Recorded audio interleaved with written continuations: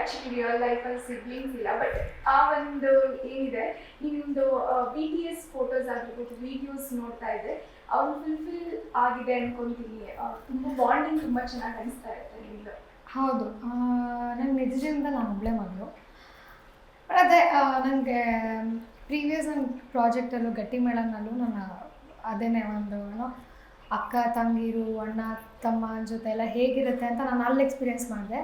Again ಇಲ್ಲಿ ಅಣ್ಣಯ್ಯನಲ್ಲೂ ಕೂಡ ನಾದ್ನೀರು ಒಂದು ಬ್ಯೂಟಿಫುಲ್ ಬಾಂಡ್. ಅದು ನನಗೆ ಅಲ್ಲೇನು ಮಿಸ್ ಮಾಡ್ತಿದ್ದೆ ಅದನ್ನು ಮತ್ತೆ ಅದು ಇಲ್ಲಿ ಸಿಕ್ತು ಅಂತ ಅನಿಸುತ್ತೆ. ಆ್ಯಂಡ್ ಚೆನ್ನಾಗಿರುತ್ತೆ ಒಂಥರ ಕಿತ್ತಾಡ್ತಾ, ನಿಜವಾಗ್ಲೂ ರೂಮಲ್ಲೆಲ್ಲ ಕೂತ್ಕೊಂಡು ಕಿತ್ತಾಡ್ತಾ ಅದು ಇದು ಕಾನ್ವರ್ಸೇಷನ್ಸು ಗುಡ್, ಚೆನ್ನಾಗಿದೆ. ನೈಸ್. ಇವಾಗ ಒಂದು ಹೊಸ ಪ್ರೋಮೋ ಬಂದಿದೆ, ಏನಿದು ಆಶ್ಚರ್ಯ ಅಂತ. ಅಣ್ಣಯ್ಯ ಹೊಸ ಲುಕ್ಕಲ್ಲಿ ಕಾಣಿಸ್ಕೊತಾ ಇದ್ದಾರೆ. ಆ್ಯಂಡ್ ತುಂಬ ಆ್ಯಕ್ಚುಲಿ ಪರ್ಸ್ನಲಿ ಕಂಗ್ರ್ಯಾಚುಲೇಷನ್ಸ್ ನನ್ನ ಕಡೆಯಿಂದನು.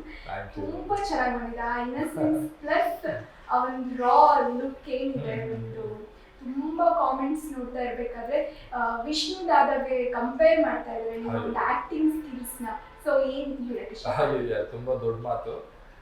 ವಿಷ್ಣು ದಾದನ್ನ ನಾವೆಲ್ಲ ನೋಡ್ಕೊಂಡು ಬೆಳೆದವರು. ಪ್ರಾಬಬ್ಲಿ ಅಂಥ ಒಂದು ಕಂಪ್ಯಾರಿಸನ್ ಅಂದರೆ ಎಲ್ಲೋ ಯಾವುದೋ ಒಂದು ದೇವರು ನಮಗೆ ಅಸ್ತು ಅಂತ ಅಂದರೆ ನಾನು ಹೇಳಿದ್ನಲ್ಲ ಬಿಗಿನಿಂಗಲ್ಲಿ ನಿಮಗೆ, ಅಂದರೆ ಅವರ ಸಿನಿಮಾಗಳು ಅಷ್ಟು ನೋಡಿ ಅವ್ರನ್ನ ಅಷ್ಟು ಫಾಲೋ ಮಾಡಿ ಬೈ ಚಾನ್ಸ್ ಯಾವತ್ತೋ ಒಂದು ದಿನ ಆ ಥರ ಒಂದು ಕಂಪ್ಯಾರಿಸನ್ ಜನ ಮಾಡ್ತಾರೆ ಅನ್ನೋದನ್ನ ನಾನು ಊಹೆ ಕೂಡ ಮಾಡಿಲ್ಲ. ಬೈ ಚಾನ್ಸ್ ಆ ಥರ ಮಾಡ್ತಾ ಇದ್ದಾರೆ ಅಂದರೆ ಇಟ್ ಇಸ್ ಜಸ್ಟ್ ಬ್ಲೆಸ್ಸಿಂಗ್.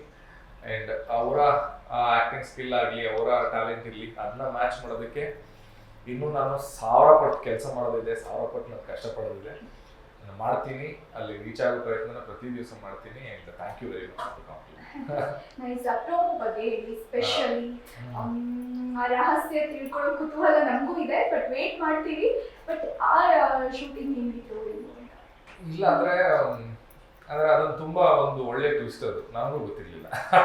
ನನಗೂ ಕೂಡ ಒಂದು ಸರ್ಪ್ರೈಸ್ ಎಲಿಮೆಂಟ್ ಇದು. ಯಾಕಂದರೆ ನಮಗೆ ಮೇಜರ್ ಕತೆ ಗೊತ್ತಿದೆ. ಅಂದರೆ ಈ ಕತೆ ನಯನಂತ ಕತೆ ಈ ಥರ ಆಗುತ್ತೆ, ತಂಗಿರಲ್ಲಿ ಮದುವೆ ಆಗ್ತಾರೆ, ಈ ಥರ ತೊಂದರೆ ಆಗುತ್ತೆ, ಹಿಂಗೆ ಬರುತ್ತೆ, ಕೊನೆಗೆ ಹಿಂಗಾಗುತ್ತೆ ಅಂತ ಒಂದು ಒನ್ ಲೈನರ್ ಏನಿರುತ್ತೆ ಅದು ನನಗೆ ಗೊತ್ತಿದೆ. ಬಟ್ ಈ ಕಥೆಯಲ್ಲಿ ಏನೆಲ್ಲ ಹೊಸ ಬೆಳವಣಿಗೆ ಆಗಲಿ ಬಿಲ್ಡ್ ಆಗುತ್ತೆ ಅದು ಕೂಡ ನನಗೆ ತುಂಬ ಹೊಸದು.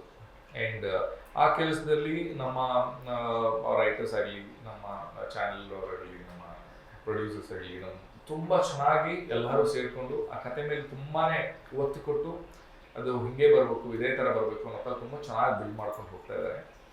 ಆ್ಯಂಡ್ ನನಗನ್ಸುತ್ತೆ ಈ ಟ್ವಿಸ್ಟ್ ಏನಿದೆ ಈಗ ಹೊಸದಾಗಿ ಬಂದಿರೋದು, ಇದೊಂದು ಚೂರು ಎಕ್ಸೈಟಿಂಗ್ ಇರುತ್ತೆ ಅನ್ಸುತ್ತೆ. ಯಾಕಂದರೆ ಇಷ್ಟು ಟೈಮು ಶಿವಣ್ಣನ ತುಂಬ ಇನ್ನೋಸೆಂಟ್ ಆಗಿ ಸ್ವೀಟ್ ಆಗಿ, ಅಂದರೆ ನೀವು ಕಂಪ್ಯಾರಿಸನ್ ಮಾಡ್ದಂಗೆ ಕೋಟಿಗೊಬ್ಬದಲ್ಲಿ ನಂಜುಂಡನ ಕ್ಯಾರೆಕ್ಟರು ಹೇಗೆ ಹೋಗುತ್ತೆ ಬಿಗಿನಿಂಗಲ್ಲಿ, ನಿಂಗೆ ಸಿಟ್ಟೇ ಬರಲ್ವಾ ಅಂತ ಅವ್ರ ಅಣ್ಣ ಕೇಳ್ತಾ ಇರ್ತಾರೆ.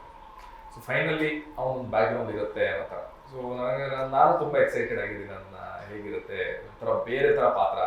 ಅಂದರೆ ಈಗ ಅಣ್ಣಯ್ಯದಲ್ಲಿ ಶಿವಣ್ಣನ ಕ್ಯಾರೆಕ್ಟ್ರೇ ಒಂದು ಅಷ್ಟು ವೇರಿಯೇಷನ್ಸ್ ಇದೆ. ಅಂದರೆ ಮಾವ ಮುಂದೆ ಒಂದು ಹನುಮಂತರ ಥರ, ಪಾರುಗೆ ಒಂದು ಲವರ್ ಬಾಯ್ ಥರ, ತಂಗಿರಿಗೆ ಒಂದು ತುಂಬ caring and loving and responsible ಅಣ್ಣನ ಥರ, ಆ್ಯಂಡ್ ಹುಡುಗರ ಜೊತೆ ಕೆಲವು ಜೊತೆ ಒಂದು ಸ್ವಲ್ಪ ಬಿಲ್ಡಪ್ ಹಾಕೋ ಒಂದು ಸ್ವಲ್ಪ ಡಾಮಿನೇಟಿಂಗ್ ಅನ್ನೋ ಥರ ಆಯಿತಾ, ರೌಡಿಗಳಿಗೆ ಒಂದು ಪಕ್ಕ ಮಾಸ್ ಹೀರೋ ಥರ. ಸೊ ಇಷ್ಟು ವೇರಿಯೇಷನ್ಸ್ ಇರುವಂಥ ಕ್ಯಾರೆಕ್ಟರ್ ಮಧ್ಯೆಯಲ್ಲಿ ಇದೊಂದು ಬೇರೆ ಶೇಡ್ ಬರ್ತಾ ಇದೆ. ಆ್ಯಂಡ್ ಆ್ಯಸ್ ಅ ಆ್ಯಕ್ಟರ್ ತುಂಬಾ ಇಷ್ಟ, ಖುಷಿ ಇದೆ ನನಗೆ. ಓಕೆ, ನಮ್ಮನ್ನ ಇನ್ನೇನೋ ಮಾಡಬೇಕು, ಚೆನ್ನಾಗಿ ಮಾಡಬೇಕು ಅನ್ನೋದು ಅಷ್ಟೇ. ಡಾಕ್ಟರ್ ಪಾರುವಿಂದನೂ ನಾವೇನಾದರೂ ಎಕ್ಸ್ಪೆಕ್ಟ್ ಮಾಡ್ಬೋದಾ ಟ್ವಿಸ್ಟ್ ಆ್ಯಂಡ್ ಟರ್ನ್ಸ್? ಡಾಕ್ಟರ್ ಪಾರುವಿಂದ ಸದ್ಯಕ್ಕೆ ಏನೋ ಟ್ವಿಸ್ಟ್ ಆ್ಯಂಡ್ ಟರ್ನ್ಸ್ ಇಲ್ಲ. ಬಟ್ ಅದೇ ಕೆಲವೊಂದೇನೋ ವಿಷಯಗಳನ್ನ ಹುಡ್ಕೋದಕ್ಕೆ ಹೋಗ್ತಿದ್ದೀನಿ ನಾನು, ಮತ್ತೆ ಹುಡುಕಾಟದಲ್ಲಿದ್ದೀನಿ. ಅದೆಲ್ಲ ಏನಾಗುತ್ತೆ ಏನು ಅಂತ ನೋಡೋದಿದೆ. ಇಲ್ಲ ಅಂತ ಇಲ್ಲ, ಜೀ ಕನ್ನಡದಲ್ಲಿ ಎಕ್ಸ್ಪೆಕ್ಟ್ ಅನ್ಎಕ್ಸ್ಪೆಕ್ಟೆಡ್ ಏನು ಬೇಕಿರೋ ಏನು ಬ್ಯಾಂಕ್ ಬೇಕಾದ್ರೂ ಬರ್ಬೋದು. ನಮಗೆ ಗೊತ್ತಿಲ್ಲ.